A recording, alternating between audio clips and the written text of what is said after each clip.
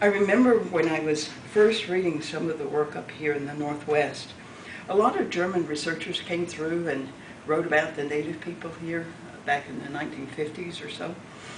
And it's like reading materials that the person is describing the skeleton but not the heart and spirit of the people, because they didn't engage the people, so they didn't really know what they were seeing.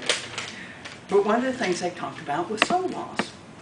And if you read it in their books, you'd say, this is the strangest, weirdest stuff, I've ever heard. But if you sit and talk with the people about what soul loss means, then you can kind of relate to it. So how many of you guys are born here in Washington State? A few of you. And so the rest of you guys came here from somewhere else, sometime in your lifetime. Can you remember what it felt like when you first came here? Mm-hmm. Yeah, sort of, you had to discover who you were all over again, and the rain, and I came from sunshine with this southern accent. And that's what soul loss is about. It's when your spirit is confused and you're trying to recover your sense of identity. Small children are at high risk for soul loss. If you move from one place to another, you're at risk for soul loss. If there's been a major event in your life, like you've lost someone, then you could be experiencing soul loss. It also, in the Western medicine, could be called depression. The symptoms look the same. It's just a different way of saying it, and a different way of expressing it. So, again, that's if you listen and try to get people to tell you kind of what all this means to them, and try to understand it from their perspective, it doesn't seem so strange. I have to tell you, one time when I was early in the school of nursing, just thinking about strange, one of the departments was hoping they'd recruit me to their department, so they invited me to some of their parties at their house. So I went, and so this nurse came up, and she was trying to be culturally appropriate. She says, I understand you dance nude. I almost passed out laughing. And I said, I think you're mixing the medicine dance with the sweat lodge. In the sweat lodge, women sweat with women nude here on the plateau. Not back with my own people, but they do here. And the medicine dance, we're very modest people, and you have everything covered in a dance. And then I started laughing, and I said, now, can you imagine, did you really imagine that I would be dancing nude? And then I was thinking, I wonder how many other women in this room. So that's been part of my experience in the journey in the School of Nursing. It's trying to help people sort things out. But we worked a lot together, she and I. She's already retired. Yeah. Okay. Ways to stay well, then. Then if you have this orientation about being in balance with nature, then one of the ways for health and healing is respect for nature, taking only that which you need. When I was first taught and brought out as a root digger on the plateau, the elders, women, would show me how to take the root with a prayer and put some of it back so that it would grow again the next season. And so you don't go and take everything you possibly can and misuse it, and everything done in a respectful way with prayers. And so living in harmony with nature is a major focus. I know I was doing some work over on the plateau, focus group work around screening for women coming in for Pap test and mammogram. And I think there's hardly a focus group that I've ever facilitated that the first part of this discussion, well, the first part of the discussion is always about the relationship to the land.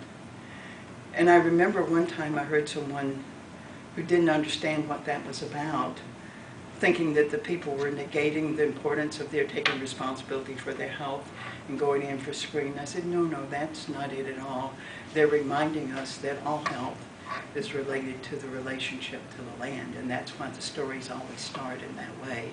So if you understand the cultural values, then it makes sense in terms of what they're saying. This respect for nature, living in harmony. careful attention to words spoken. One of the beautiful medicine people who's been a very special mentor for me says, be careful with your words. Words hurt, even if you're just chatting with someone and you can't take them back. And so many times you'll hear as they come on the floor with their songs, they'll say things like that. And I remember one time I was in the bathroom with some ladies. You know how we stay in the bathroom too long and we chit-chat, you know. And so someone was telling all about how she made her fry bread and sort of comparing it with somebody else's. And then that person was on the bathroom stall and heard. You know, nobody was meaning to hurt anybody, but now you have someone who's hurt just by careless words. That brother of mine, sometimes when I call him and say, how you doing, brother? He says, just being a Hittite. And what he means is I'm just being human on any given day. And so sometimes we're able to live up to these values, but we're human and we don't always live up to those values. Being very careful in our relationships and our respect for others. Some of the kinds of things that different tribes do has to do with the power of the water. And to cleanse with water, sometimes I'll wipe my face with water if I'm in a really heated sort of situation and I'm trying to stay focused and not hurt anybody. And the sweat lodge. Have any of you guys heard of the sweat lodge? Yeah, you have. The folks along the coast, for the most part, it's a little bit different with the Coast Salish. Mostly it's the men who sweat along the coast, and you probably would not see that because it's very much underground. On the plateau, the sweat is for teaching and healing and prayers, and so the women sweat nude with women. But when I go back home to Cherokee country, the sweat is for a very different reason. Men and women sweat together with shorts or a little shift or something, and it's more for vision seeking rather than teaching and prayers and song. So, and we had, twice Carl Ankew is a medicine person for Seattle Indian Health Board, and he used to hold sweats for the nursing and medical students when they were graduating over at Daybreak Star. And because he and his people were sort of further east, not to the Mississippi, but they do sweats more like the people in Oklahoma and the states around Oklahoma, where they build a fire in the center and men and women come in together and you drum and do ceremony and talk and teaching and so forth. So sweat may be done differently in different areas for different reasons. Smudging also. The first time I was at the School of Nursing, new faculty, I smudged my room, and immediately the fire marshal showed up, and they thought I was smoking pot in my room because the sweetgrass smells a little bit like pot. And so I came out to explain, and there was this beautiful Asian faculty person in my pod, and she came out and explained because they both were Japanese, and so she was explaining it was kind of like the Buddhist temple with this. And so, of course, he still had to write me up. And so, I said, well, I was praying for good things, and I suppose you were it. You came trying. Now nobody turns me in when I smudge my room to start a new year. Another way of staying well is some of the protective things like protective objects or protective colors. There's a lot of politics, and I'm sure you guys run into politics all over, wherever. And so we don't always be careful with our words, and meetings can sometimes have high levels of conflict. And sometimes when I'm anticipating that I need to be mindful, Cherokee red is a protective color. And so I'll always put on my red silk scarf and make sure to touch it a few times to keep my mind focused. You probably have heard of the colors red, black, yellow, and white. And tribes describe this in different ways as to what the meaning is. So you really have to kind of ask people what they mean by these different colors. The other thing when I'm working with our students, I say, we separate religion, church and state in the academic world. In our tribal communities, there's great respect for the Creator. And so every event that you will be in, you'll probably have a medicine person open with a prayer and close with a prayer. And I encourage them to recognize that no matter what their walk is, when we work with other people, we respect them on their land. And so we're respectful when those kinds of things are being done. And so prayer is an important part of the medicine of most of our, well, I would say all of our native populations. So healing practices may be done at the individual, family, or community level. And some of our medicine people are individual practitioners. It's kind of like in nursing. I tell them it's like we've got nurses who are nurse practitioners and others who are community health nurses. And so we do population-based work, or we have our family nurse practitioners. And so you'll see that in our different communities. And so, as I said, healing depends upon the perspective on the cause. It may be combined with Western healing or not. It's important to recognize that the community defines the healer, not the individual providing the healing. And so when people start coming to you for help, then they're recognizing that you have medicine that could be helpful for them.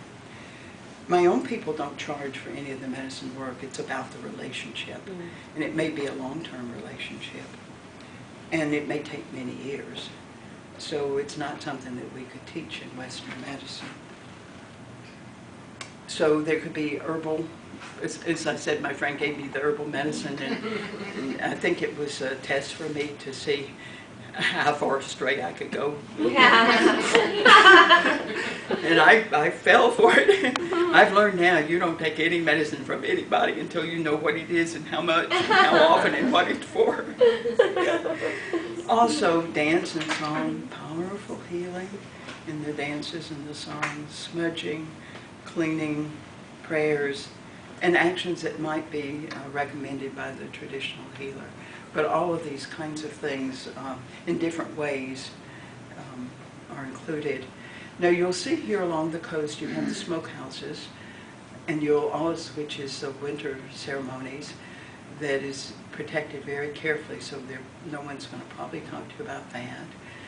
And we have some of the old traditional Indian religions, the Longhouse on the plateau, and the Shaker religion here on the coast. It's very important to, if someone wants to tell you, but not to be invasive, to ask about spiritual practices. And some of that is because of the history. And prayer, and so that kind of gives you a sense of some of the things that if you're working with someone who may be going to a traditional person. So one of the things I will say for our nurses and also for you guys too is respect. Don't touch people's personal objects. If you see something, or touch it or comment. I have to tell you kind of a joke about this because students often notice I wear this all the time. And so they'll gingerly ask, is that a medicine bag? And I said, well, it is of a sorts for me because it's got all my credit cards, my driver's license, and a little money and my medicine. And the reason why I wear it is because in community health you need to have your hands free to deal with all kinds of stuff, and you don't want to lose your car keys and all this other stuff. And so I carry all my stuff. And also traveling in airports where you don't want to have to be juggling too much stuff. So, but most of the time, the traditional medicine bags wouldn't be so visible for you to touch.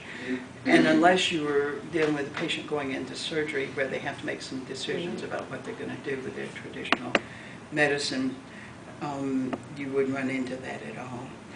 It's important to, as you're doing diagnostic evaluation, to ask about, has anybody else in your family had this? Sort of a family, community, as well as individual assessment. Because what we've seen is that if people really are so connected to each other that if they have an auntie who's had these symptoms and you gave them X medicine and it didn't work, and then you tell this person that you're going to give them this medicine, they just won't take it, but they won't tell you, probably. And I guess one of the important things I try to help our nursing students recognize that healing is an art as well as a science, and that there are many ways, many paths to healing, and many different cultures now that your populations of people from many different places in the world that we're all now interfacing with. So some of the things I'm talking about for Native people are ways of thinking about working with any population that you don't know much about the culture. And that's it. Seems like to me I had no, I guess not. I used to have a picture at the end that said, and so why does any of this matter? And I had a picture of me dancing with my little granddaughter who's now 15, but I think it's not on this anymore. So I'm wondering now, we probably can take this off.